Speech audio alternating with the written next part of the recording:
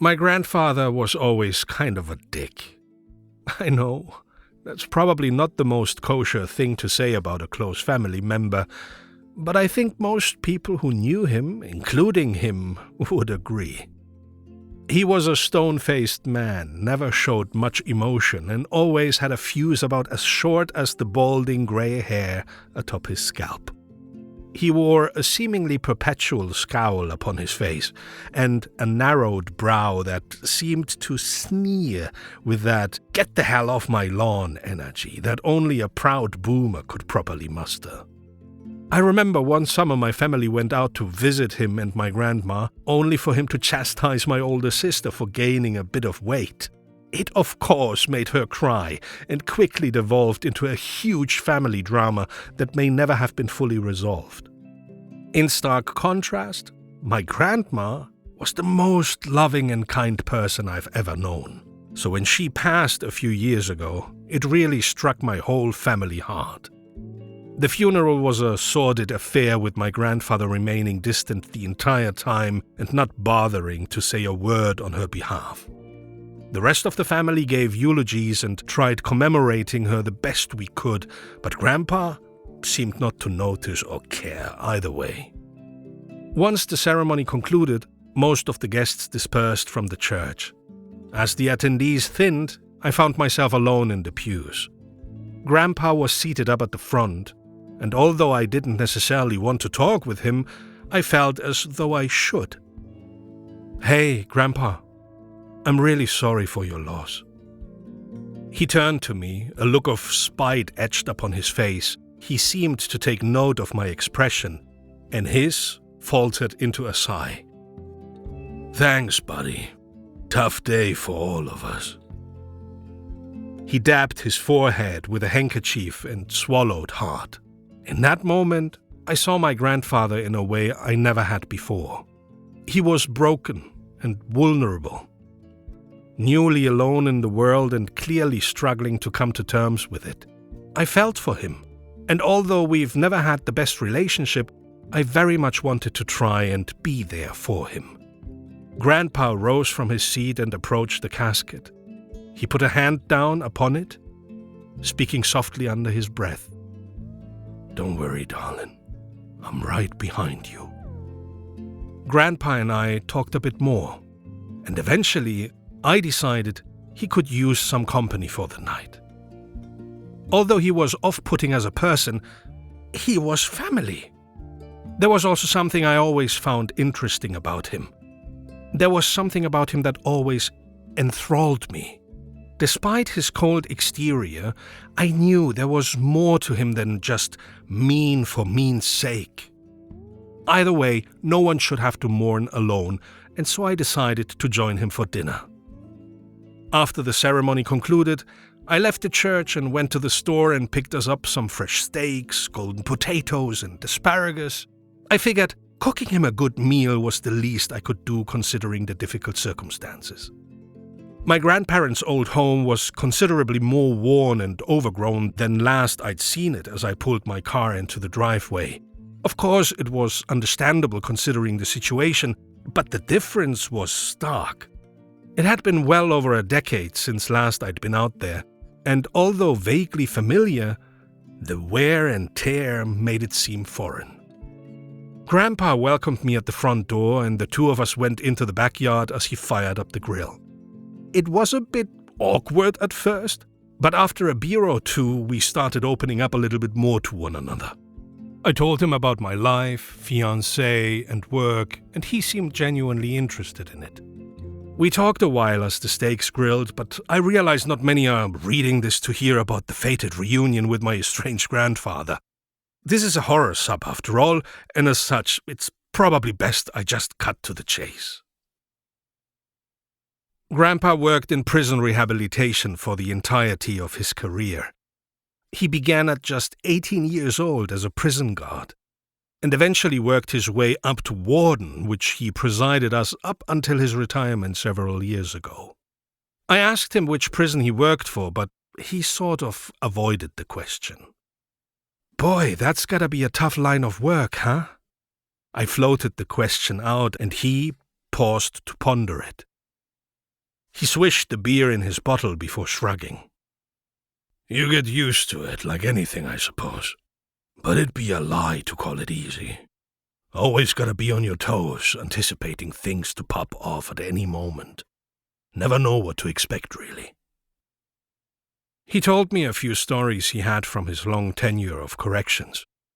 He almost seemed overly eager to talk about them, and it made me realize he probably didn't have anyone else to tell them to.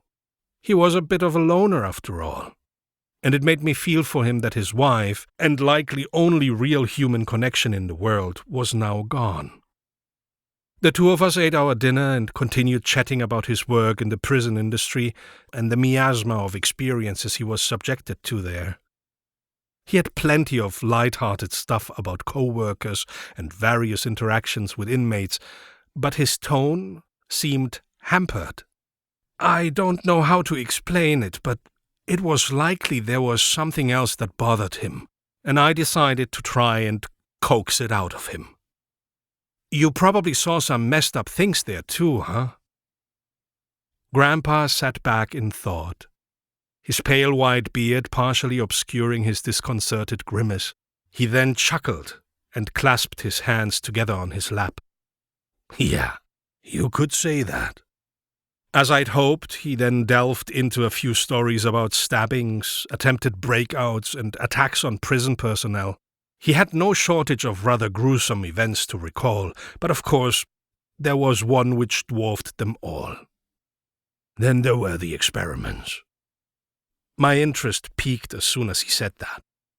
He paused then, his head slowly swiveling on his shoulders. "Experiments?" "Yeah, or clinical trials, I suppose.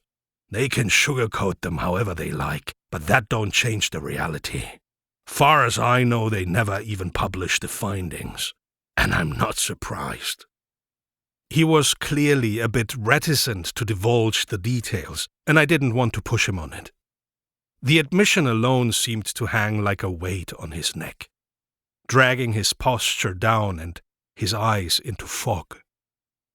"If there's a God out there, I can understand why we never hear from him." Grandpa said he had been working at the prison for a good 2 decades when these experiments began. By then he was the lead guard on shift and essentially second in command to the presiding warden at the time. Grandpa was summoned by the warden one day for an impromptu meeting, or so he thought. As he entered the room, he found the warden with 2 other men in his office. The 2 men were well dressed in blue suede suits with polished black wingtips. Both had neatly combed hair and beards with stark blue eyes. The warden introduced them to Grandpa as Mr. Smith and Mr. Johnson, but did not elaborate who they were or what organization they worked for. "No doubt it was some government branch, but I never got confirmation either way," Grandpa explained. Apparently the 2 men had already struck a deal with the warden, and Grandpa was to be a part of it as well. They explained they were conducting an experiment to test the limits of the human psyche. They explained that all Grandpa would have to do was the same thing he'd been doing for 20 years, guard the cells and ensure there were no complications with the inmates. The deal came with a substantial financial bonus, one which nearly doubled Grandpa's salary that year. But of course, he knew there would be a catch. "The things we do for money." He just shook his head solemnly as he said it. These experiments would go on to be known unofficially as the Seclusion Project. The idea was a simple one. Take 5 prisoners and put them into solitary confinement indefinitely. Smith and Johnson's crew would monitor them and conduct research as they saw fit. The 2 men explained it was important research to determine the harmful effects on the human psyche to further understanding of the brain. But Grandpa saw through it. It was cruel. It was inhumane. And by the end it was a crime against humanity. They knew that from the beginning. But they also knew no one would speak on the behalf of those they chose. 5 inmates were chosen for the experiment. The warden claimed they volunteered for a reduced sentence, but Grandpa knew that was a lie. To put it simply, the 5 chosen were among the worst offenders currently imprisoned. Prisoner 1 was a middle-aged white male who had been convicted of multiple counts of aggravated sexual assault against minors. He'd been sentenced to 57 years and had served just 4 up to that point. Prisoner 2 was an elderly white male who had been convicted of the rape, murder, and mutilation of 6 different female sex workers over the span of 9 years. He'd been given 3 life sentences and was the longest currently incarcerated inmate in the entire prison. Prisoner 3 was a black male responsible for the stabbing murder of an elderly couple and their 7-year-old grandson as a result of a home invasion. He'd been sentenced to capital punishment and had been on death row for almost 5 years awaiting his fate.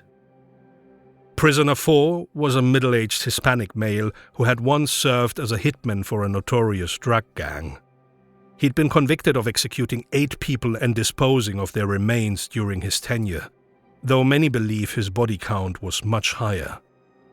Prisoner 5 was actually the only inmate that wasn't currently incarcerated at my grandpa's prison. He was brought in from another prison, but Grandpa was never able to get a hold of his file to see where he was transferred from or what he was actually in for. He described the guy as a young, very skinny white male with long black hair and evil eyes. Grandpa said he locked eyes with the guy once, and only once, viscerally rattled by the experience. The cells in which the participants were to be housed were in an isolated wing of the prison, deep underground. Each cell had to be retrofitted with a number of augmentations which were completed by Smith & Johnson's crew.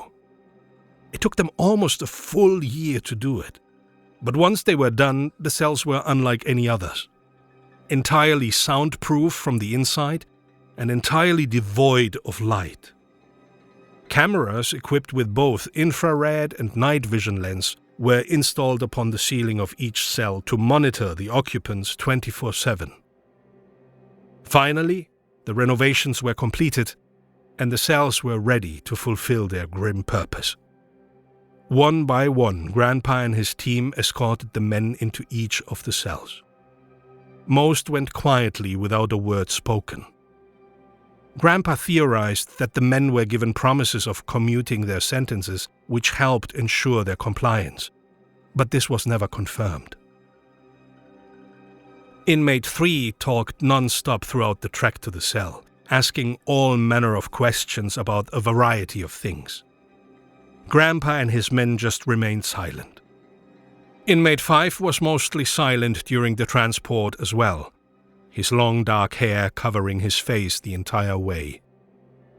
At several points, Grandpa swore he heard the guy giggle under his breath.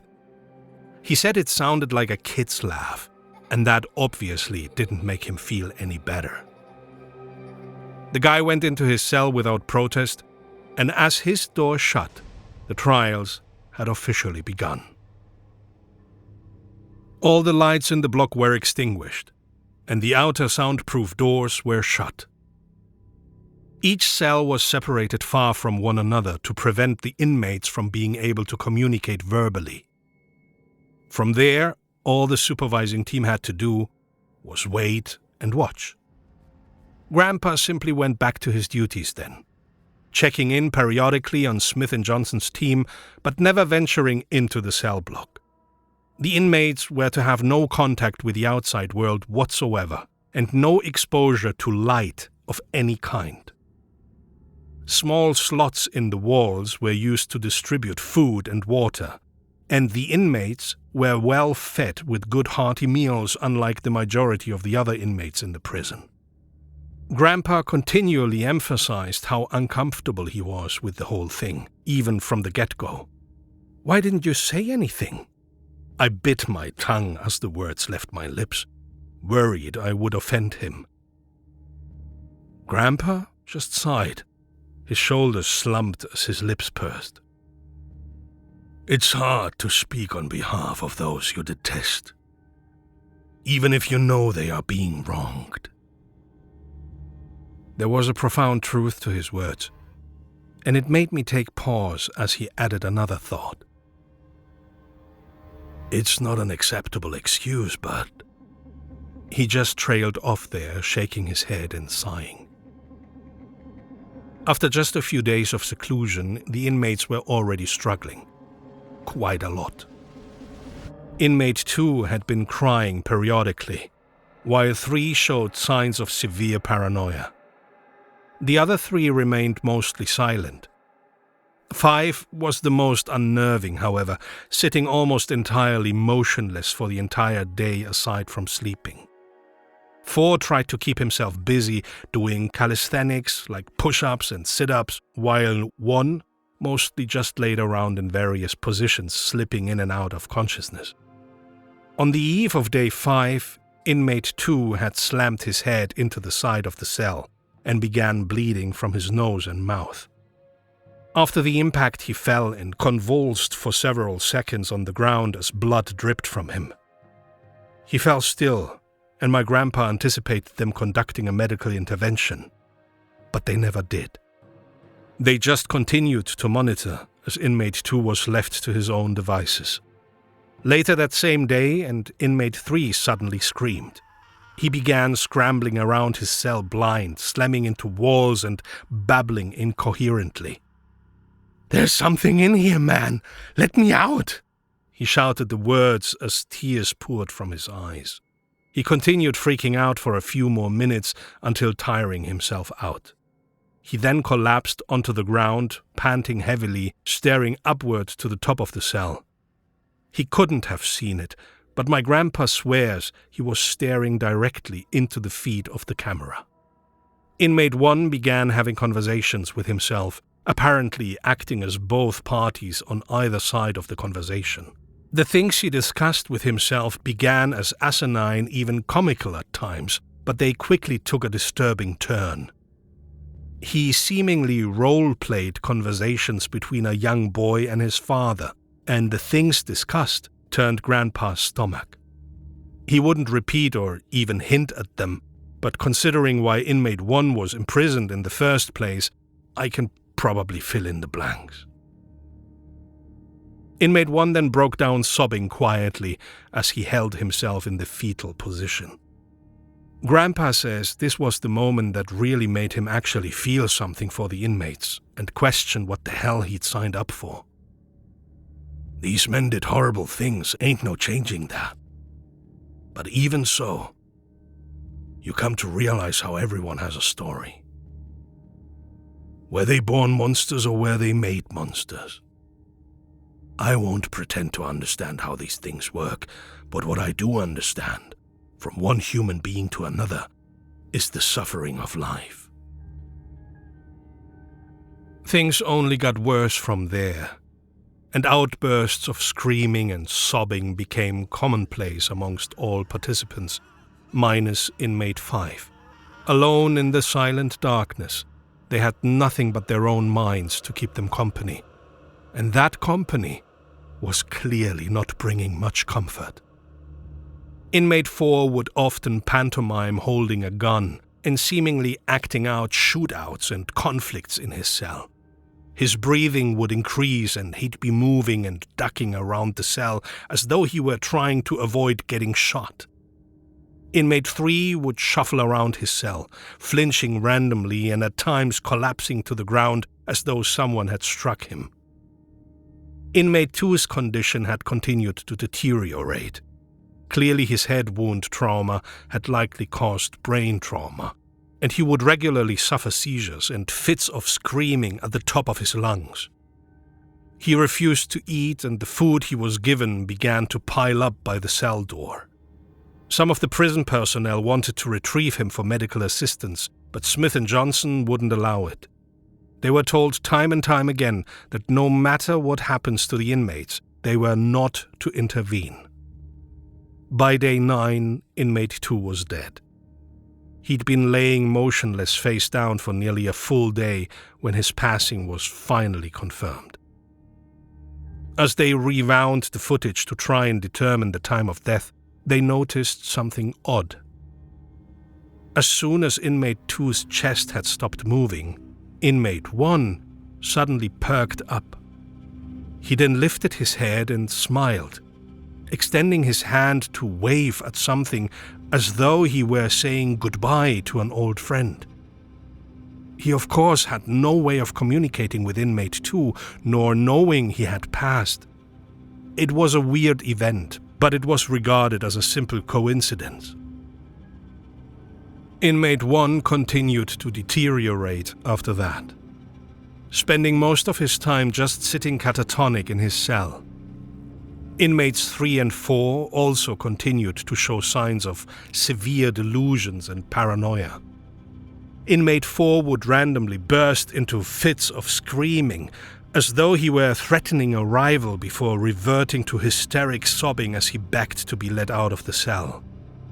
At one point he punched the wall full force, shattering his fist into a mangled mess of flesh and bone.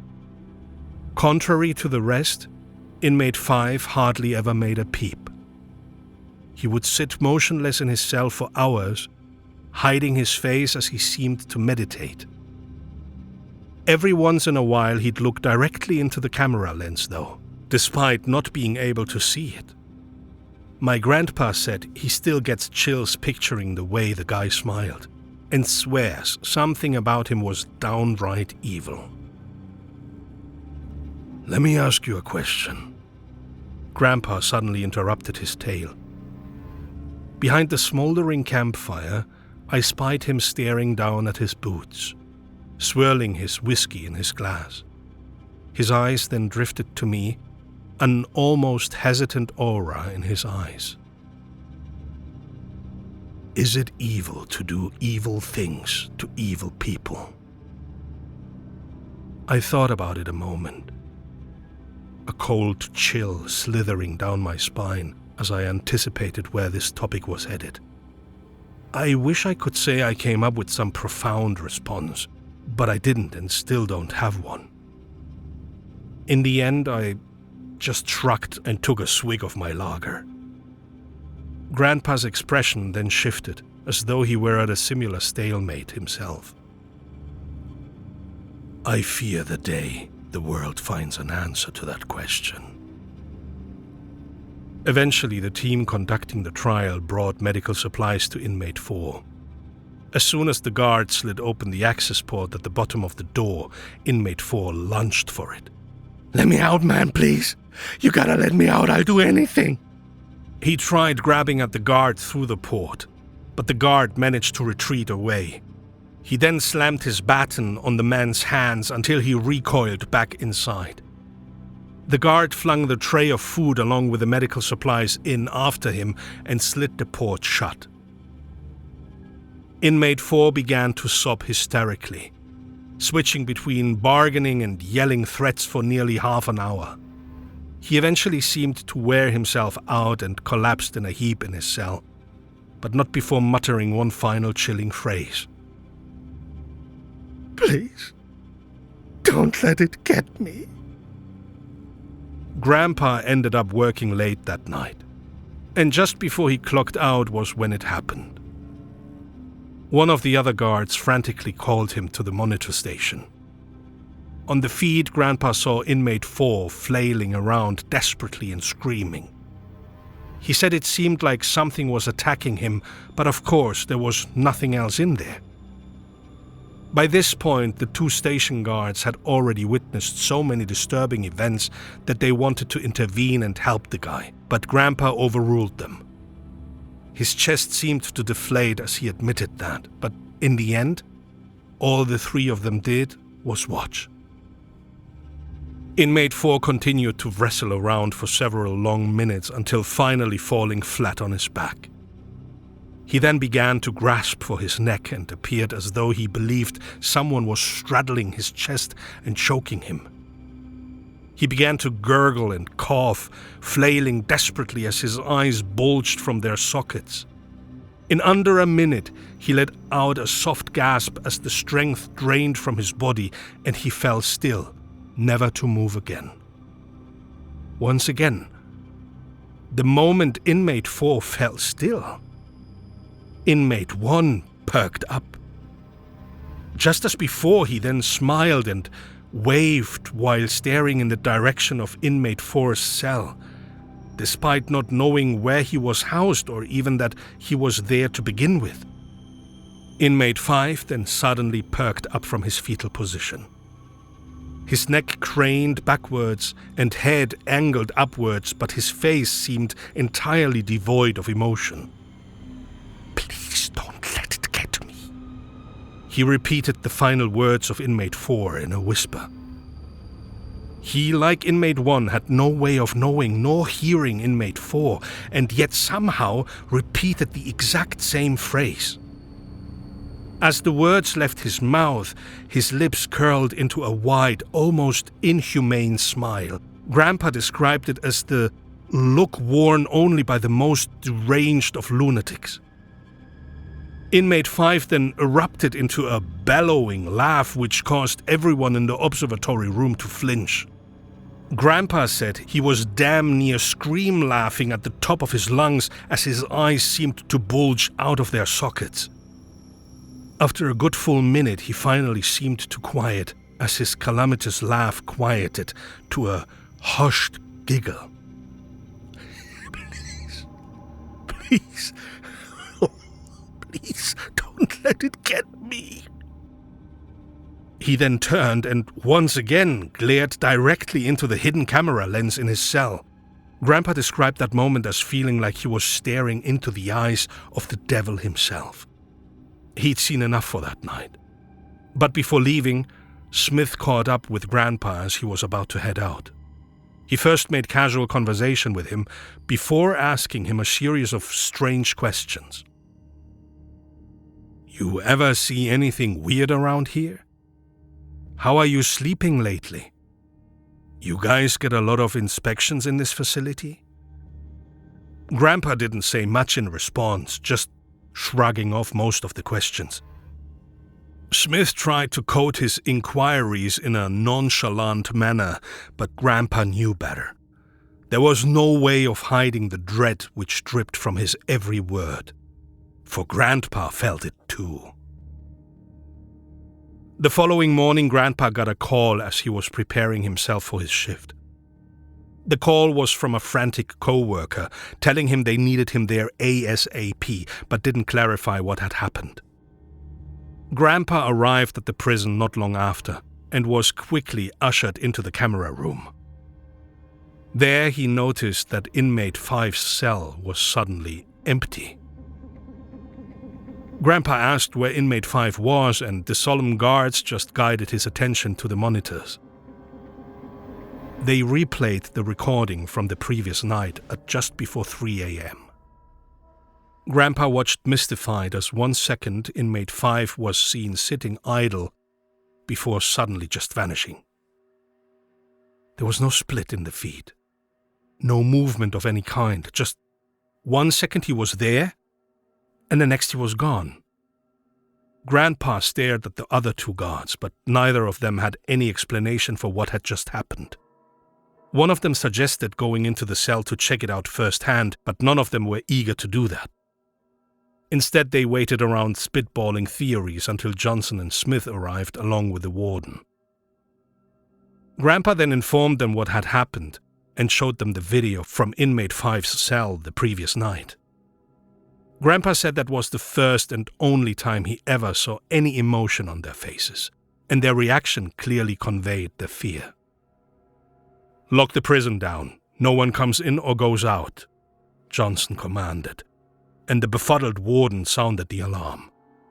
Every single prisoner in the entire complex was returned to their cells. Grandpa and the other guards spent the next 12 hours combing every square inch of the prison. Despite their best efforts, not a single trace of inmate 5 was found.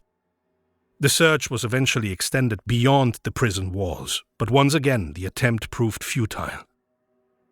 Eventually, Smith and Johnson ventured in to search the seclusion cell block themselves.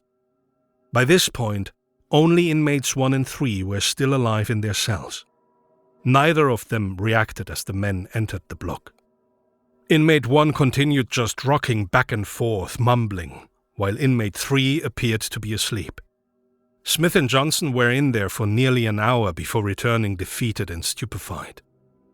They didn't say much to the others, and by that point the entire staff was exhausted from the day's events. Grandpa and his crew were dismissed as the night crew took over. Grandpa said he had some of the worst nightmares of his life that night, and barely slept a wink despite being exhausted. When he returned to work the following day, he found the other members of his crew looking much the same. They were all summoned into the meeting room with the warden as they awaited their instructions. The warden then informed them that the experiment had been discontinued. The only surviving members of Inmate 1 and 3 were to be returned to general population. Grandpa protested that decision but was overruled. It turns out Grandpa was right to be wary, as neither inmate lasted long when back in the prison. Inmate 3 began behaving like a cornered animal, showing signs of paranoia and aggression.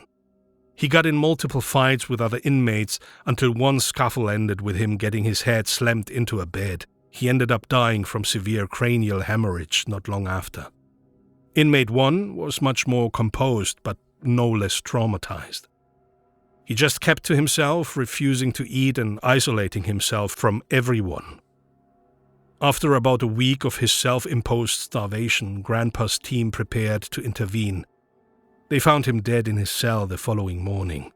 His body was taken for autopsy, but the coroner could not determine a cause of death. Apparently, the fallout from this event caused the former warden of the prison to step down. My grandfather was named the new warden shortly thereafter, but a lot of the other guards ended up leaving as well. For a while, the management was worried about a potential legal investigation, but as time went on, there was nothing. They never heard from Smith or Johnson again, and in time, people forgot. But Grandpa never did.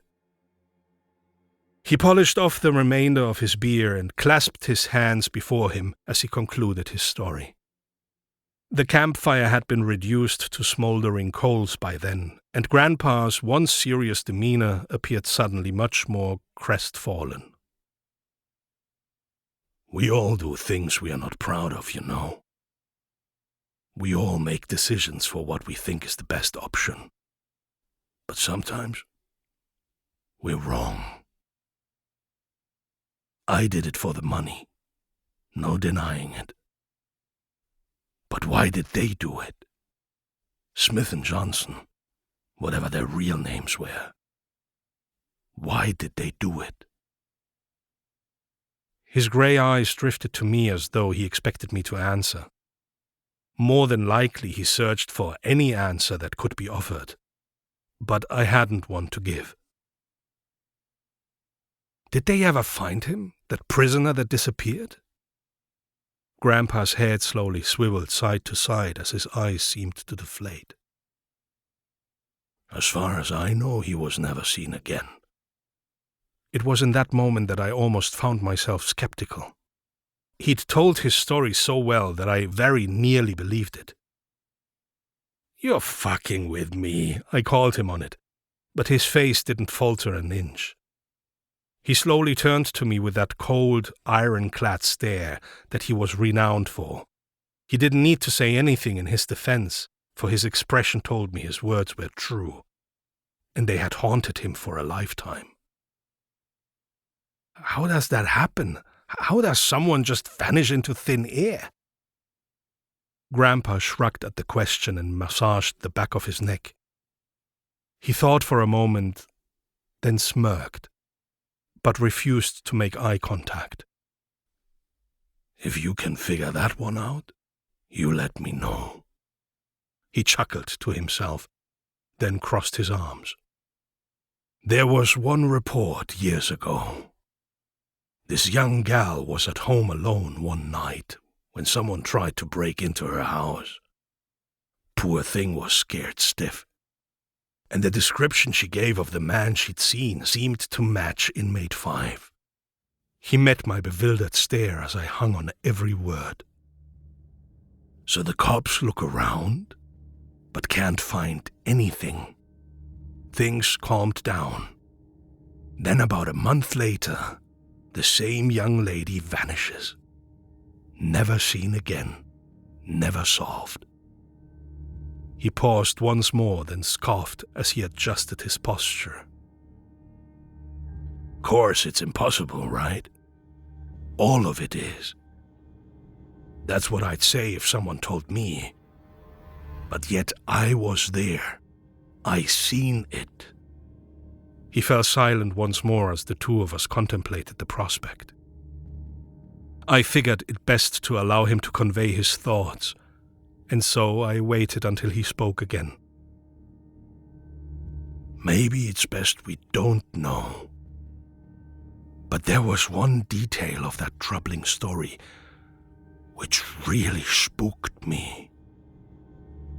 There was a message written in blood on the front of her house. He paused and glanced to me, as if waiting for me to conclude the thought. It struck me then, and a cold chill slithered down my spine. Please don't let it get me, I answered. And Grandpa nodded solemnly.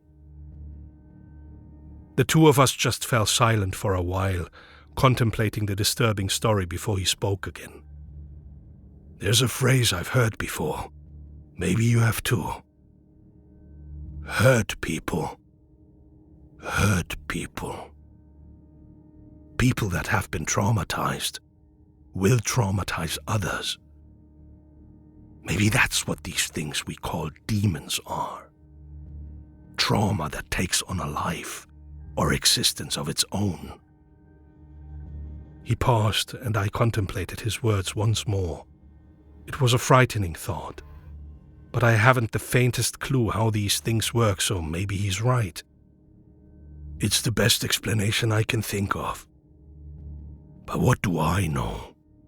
I have screwed up my own life enough that maybe I'm just trying to not hate myself.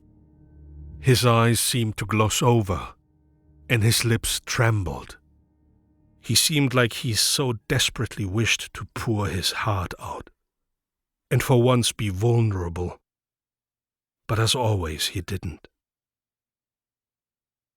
Good talk, but don't stay up too late. That was all I got. His last parting words before taking his leave. It was the last conversation we ever had, but his words have been with me ever since. I didn't know what to make of his story, but he sure seemed to put a lot of stock in it. It horrified me knowing what he was part of, but I suppose I shouldn't be that surprised. I'm sure there's all sorts of nefarious experiments and trials in the past, but that's not really what this account was for. Grandpa was a complicated man who lived a complicated life. I never knew him well, but I'm glad I got to know him a little bit. It makes his sour demeanor throughout the years a little less imposing and sheds some new light on why he was the way he was. I just hope he found some peace before the end, but after what I heard, I'm not sure it worked out that way. Grandpa passed away a few weeks after my grandmother did, so I suppose he was right when he shared those words with her. I heard from my aunt later that he'd been found in his favorite chair, cup of coffee beside him, with a single piece of paper in his lap, etched in a simple handwritten phrase, which rattled me to the core. Please, don't let it get me.